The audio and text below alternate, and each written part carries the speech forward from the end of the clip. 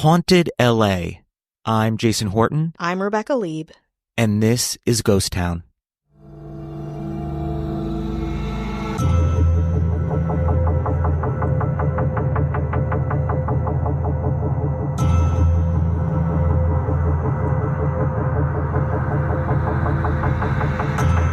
There's a cheery yellow house in Culver City, California, not far from Sony Pictures and the quaint downtown Culver City, and of course very close to one of my favorite museums, the Museum of Jurassic Technology. But while innocuous, rustic, even cute, the house at 11547 Braddock Drive has quite a reputation. It is the site of one of the most violent and terrifying hauntings in history, illuminating a lost research lab, psychosis, and the demons that haunt us perhaps paranormally, perhaps psychologically. Today on Ghost Town, the Entity Haunting.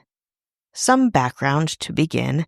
In the early 1970s, the house at 11547 Braddock Drive was condemned and in severe disrepair, and also illegally occupied by a 30-year-old divorcee named Doris Bither and her 4 sons. Because of a difficult childhood and an undoubtedly stressful life, Bither had been diagnosed with trauma and other mental health issues that required her to take medication. Again, just some background. In 1974, Bither was visiting a bookstore near the UCLA campus when she overheard a lecture taking place about paranormal activity. The lecture was led by parapsychologists Barry Taff and Carrie Gaynor, both working for the now-defunct parapsychology lab at the UCLA campus. The parapsychology lab at UCLA, not a department, as a note, a lab, existed from around 1967 through 1978, and was notorious not only for the work that they did, but for their fascinating, enigmatic director, Dr. Thelma Moss. Actor and screenwriter turned famed clinical psychologist, Dr. Moss was doing clinical research at the UCLA Neuropsychiatric Institute and interning at the Wadsworth Veterans Hospital. After earning her PhD in psychology from UCLA, she became a professor and began UCLA's parapsychology laboratory. There, she began conducting studies of extrasensory perception, also known as ESP, hypnosis, healing, alternative medicine, and the investigation of hauntings and poltergeists. Perhaps surprisingly, Dr. Moss received great accolades and academic respect for her research efforts. But again, consider the time, the 1960s, early 70s, when people were perhaps a bit more open-minded to this. The government was also doing tests on ESP and different powers and techniques that people or things purported to have. However, Dr. Moss struggled for years with persistent psychological problems, rooted in depression and grief at the loss of her husband, who died of cancer a mere 2 days after she gave birth to their daughter. After surviving 2 suicide attempts, Dr. Moss underwent a course of LSD psychotherapy. She later published an autobiographical account of her treatment called Myself and I, under the pseudonym Constance A. Newland. After its publication in 1962, the book would become a bestseller. In an interview, famed actor Alec Guinness told a story about going to dinner in 1955 with Moss. At dinner, they met up with none other than James Dean, and somehow, why, I don't know, Guinness predicted Dean's death 1 week before he was killed in a car accident. The story is important because it gives a sense of who Moss was, the company she kept, and the type of ideas that were around her at the time. When Bither overhears Moss's colleagues, Taff and Gaynor, at a lecture. Bither would tell parts of her own experience to the parapsychologists, and what they heard that afternoon would change their lives forever. Taff and Gaynor immediately set up a more thorough preliminary interview with Bither on August 22, 1974. Taff would later write of meeting Bither, quote, Doris was very evasive and somewhat cryptic regarding her background, so much so that she refused to even tell us her age, which we knew was older than ours, but not by how many years. Had we pushed Doris hard to reveal more about her hellish past, such efforts on our part might have pushed us right off the case. Had we even attempted to secure the type of background information we currently collect, such as medical, psychological, family psychodynamics, prescribed medications, names of meds, dosage, and duration, as well as recreational drugs and alcohol usage, Doris would surely have shown us the door from the outset. We had no way of knowing just how utterly disturbing of a life she really had led, disowned by her family as a young teenager and cast out to fend for herself. Because of this, Bither was comfortable telling these men exactly what was happening to her. First, not long after Doris moved from Santa Monica to Culver City, a strange woman appeared at her door, warning her that her house was an evil or bad home. When Bither asked what the lady was talking about, the mysterious lady simply walked away without further explanation. Shortly after, Bither was beset with paranormal attacks, culminating in a specific and traumatic night. That night, Bither was asleep and was awakened abruptly by 3 spirits. Bither recalled 2 of them holding her down while a third one assaulted her. While being interviewed, Bither recounted hearing the spirits banging on the walls, lights flickering, and even moving around the house. Bither also disclosed her history of sleep paralysis, which Taff and Gaynor may have believed could have been linked to Bither's claim of being attacked by spirits. However, when Taff and Gaynor did some more investigation into Bither's story, they realized that it wasn't just Bither being affected by spirits, the leader of which she called, quote, the Entity. Multiple witnesses came forward to talk about eerie feelings and strange occurrences that happened near Bither's home, including members of Bither's family that had visited on several occasions. These relatives recounted hearing phantom noises like loud voices and banging on walls. Another witness claimed to see Bither being thrown around like a rag doll. Another witness account reported one of Bither's sons attempting to intervene with one of the spirits and was attacked to the point that his arm was broken. When Taff and Gaynor went to the home, they observed with their own eyes lights flickering on and off, near constantly. Again at Bither's home, Taff and Gaynor interviewed her teenage children. They noticed that the relationship between the teens and their mother appeared strained, but during one interview, cabinet doors were reportedly flung open with no one near them. Some pots and pans would often hit the floor violently without any explanation or reason. Taff and Gaynor took pictures of every room of the house with an instant film Polaroid SX70 camera and a 35mm camera. When the photos were developed, they even noticed something in the film: fuzzy white orbs and sheets of white fuzz appearing in many of the photos. Eventually, nearly 30 researchers purportedly came to the home, during which Bither attempted to summon the spirits for more evidence. She'd curse and yell at them as lights flickered, and, according to Taff and Gaynor, on one instance where they were the only ones in the home, a large green fog appeared. The fog later formed into a figure of what appeared to be the torso of a man. The researchers were able to see more of the man, big and muscular in size, but also who had no face at all. Was this the Entity, or one of many? Nobody quite knew. During this event, one of the cameras managed to capture the image of a bright white orb before it failed and completely broke. Of course, other than that, and the photos of the fuzz and the other orbs, no images of the house were captured, or none that I could find. After the investigation had wrapped up, Taff and Gaynor believed that the best course of action was to remove Bither from the house. Soon after, Taff and Gaynor had taken photos of each room once again, only to see a major difference in the photos. And again, I've not seen these photos. They observed that no white sheets or orbs had appeared in the photos that they took after Bither left, and it was apparent to them at this point that the paranormal presence had gone. All in all, it took 10 weeks to fully investigate the haunting in Culver City before a conclusion was finally revealed. We'll, of course, also reveal it here after this break. Hi, hello, how are you? Hello. Hello. How's it going out We're there? checking in. This is the Yeah, check-in. we're checking in. You know what to do. Sit there. Just sit there and keep doing what you're doing, I guess. Or hitting that fast forward button as hard as you can. Yeah. Falling all over yourself Uh-huh. to press that fast forward button. Yeah, we know. We know that is all right with us, too. We don't blame you, ever. Never. Mm-hmm. We find it suspect that you are listening, actually. Honestly, I'm not sure I trust you. But if you're still here right now, we want to say hello to anyone who's supporting us, spreading the good word of Ghost Town. Thank you so much, as always. Thank you. Thank you, and thank you again. Let's talk shop about our government. Mm-hmm. Love those mayors. They're part of a couple of regional haunts themselves. Hmm.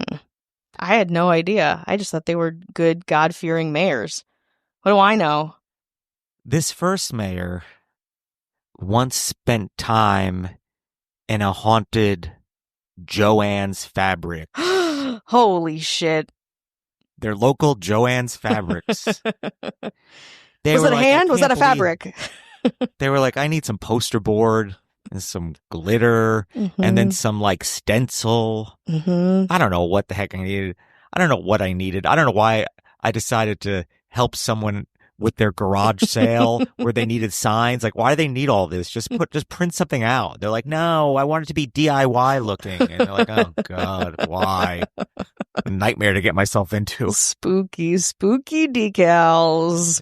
Well, that's Chris Hernandez. Hello. This mayor went to a very, very haunted Ross Dress for Less. And it was suspiciously empty in there. I mean, all the clothes were on the floor. Big pants, wicker this, Jordan almonds that. It's just everything is just on the floor. And you're like, is this people just acting like animals when they're shopping here? Or is it a bit of a ghost? It's probably the people, but for this, we're going to say it's the ghost. It's the ghost. It's for sure the ghost. That's Marissa Rothermel. Hello. This mayor went to a very haunted Lowe's for some home furnishings. He was like, Home Depot? No thanks. The Lowe's is closer. Mm-hmm. He walked in and there's those long, vacuous hallways, paint mixing, plants. Windex. How is anything getting done here? Like, there's so much stuff. And how do you know? And how do you even get any of this stuff? Only the ghost knows. Only the ghost knows the truth, which is it doesn't. That's Matthew Clemens Leray. Hello. This mayor, they walked right into this one. Not sure why they went there.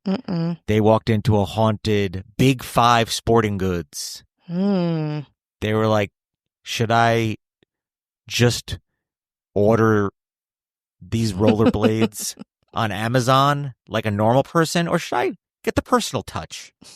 Should I wander around without getting help, confused about where I am, in over my head? For it's something I'll use for 4 months tops. Let's be real. It's like maybe a disembodied voice is like, can I help you? The voice is like, I cannot believe somebody walked into this Big Five sporting goods. Yeah, they're like, who's there? Who's haunting who? It's like, I don't know if we have these rollerblades in the half sizes. I don't know anything about rollerblades. No one really does. They're Only like people that do it on TikTok know what's going on. That's right. Where do you even? They're like, I work here and I don't know where to find these. Let me dust off some old shelving and see if maybe rollerblades live there. That's Casey Weber. Hello. This mayor made the mistake into walking into what is got to be haunted, is a haunted Kids Are Us. Oh no, I need a last minute gift. I really slacked. You got a baby shower in 30 minutes. Yeah, it's like, and that place is just you're like, number one, I can't believe it's still open. I can't believe when I looked on Google and it said open. You walk in there and there's just stuff on the floor, a broken doll head. I sense a theme. It's on the floor. Yeah, it's just, there's just like no absolute rules. Mayhem. Horrible, horrible. And people like, our cash registers don't work anymore. This is actually a Christmas tree store. In true haunted movie style, just copped out and bought a gift card where then that person has to take the gift card and go to the haunted Kids Are Us, and it just never ever ends. That's Kelly Meehan. Hello. This mayor walked into what I think is a personal haunted hell, Petco. Ooh, the smells. It smells, and maybe that's my own personal haunt that I'm projecting onto Cat Joselle. Hello. This one's got to be the most haunted. This one's built on some ancient burial ground. A very haunted Staples, where it's just like a swivel chair, a printer that doesn't work. Mm-hmm. It doesn't work. One pack of pencils. One pack of old pencils. A place you go to return your Amazon stuff. At least it is for me. And I walk in there and I was like, it must be the underworld keeping this place going because there's no reason for it to exist anymore. Unfortunately. That's Ashley Matson. Hello. And then our governor. Who's like, I love all these places. Mm-hmm. I love when the landfills get filled. Fill those landfills with plastic. Why has she got to be so evil? Fibers. I don't know, but I really am really enjoying this. Like, I'm really enjoying it. It's like so far away from honestly any human being. Mm-hmm. Well, most human beings. Mm-hmm. But it's definitely far away. But I think it's fun to create this little escapism, mm-hmm. and it's basically fun for me. But the landfills are getting filled. Yep. Dacron, polyester, plastics, rubbers, any kind of filler, foam peanuts, just filling up the landfills, consume, and then dump. They love it because what property is it? It's on their property, and they just fly overhead and look at these landfills. They and like, say, hi. Hi, fast fashion, fast landfill. Well, how do I do this every week? I don't know how I do it. This is not reflective of the nature of any of our anyone involved in the podcast. But where else is there to go? There's nowhere to go but this direct. That's true. Maybe we'll circle back around. Yeah. But not yet. Not yet. That would be our governor, Avian Noble. If you want no ads, no chit-chat, bonus episode, 7 days free. If you want to listen to an episode where you don't have to fast forward, head on over to patreon.com/ghosttownpod. All right, you want to get back into it? Let's do it. 10 weeks after parapsychologists Barry Taff and Carrie Gaynor, under the supervision of Dr. Thelma Moss of the Parapsychology Lab, began investigating Bither's home, they finally reached a conclusion as to what was happening. Bither and her family had left their home in California and relocated to Texas while managing to keep in touch with paranormal investigators. However, as soon as Bither left, rumors began, even some as crazy as that she might have been pregnant from a child fathered by, quote, the entity. But back in LA, based on Bither's story, his own observations, and the photographs, Taft concluded paranormal phenomena must have been involved, calling the case a bona fide haunting. Of course, the media being fed some information along the way, learning this, loved this conclusion, and the case inspired Frank Di Folletta's 1978 book, The Entity, which was made into a 1982 film of the same name, starring Barbara Hershey. Throughout press of the book and film, Bither never came forward to share her side of the story publicly, and she never did. Of course, the parapsychology lab closed down in 1978, unceremoniously.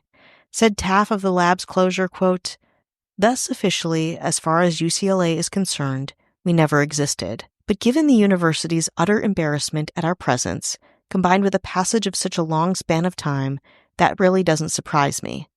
I'm sure the state of institutional amnesia regarding the UCLA Parapsychology Lab is exactly the way the university would like it to remain," he continues.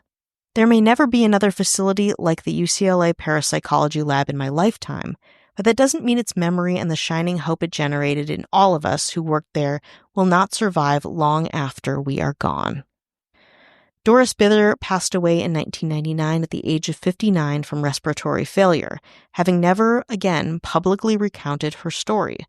Said Taff of Bither, quote, "It would have been really interesting to have given Doris a full neuropsychological medical workup, combined with taking environmental, electromagnetic, and geomagnetic measurements. Odds are that such data collection would have revealed the true nature of what was really going on here." So what was really going on in the Entity House? Well, we don't know. We will never know. But reviewing the case in 2014, investigator and known skeptic Benjamin Radford concluded the case likely involved a distressed family, poor investigation techniques, and confirmation bias on the part of Taff and Gaynor. They saw what they wanted to see, reinforced by the compelling story of a distressed woman who also painted a horrifying and haunted picture. Whatever you believe, the house at 11547 Braddock Drive is still standing and is still occupied, with residents over the years denying that the house was or is haunted. But unfortunately, most of us will not have the opportunity to go in among the blinking lights and blurry photos and find out.